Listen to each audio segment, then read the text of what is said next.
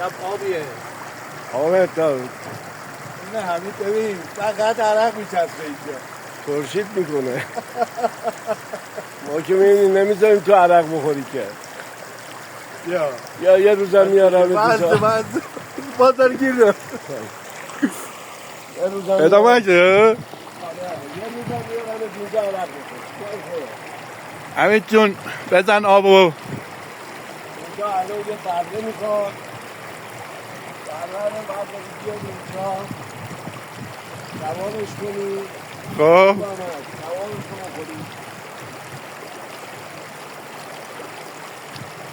باره اولی میای اینجا اینجا آره عزیزم بگه بگید زیاد میایی شمشک زیاد میایی این تلفیت که همه جا داری بعد اینجا رو من آوردم به تازه دیدی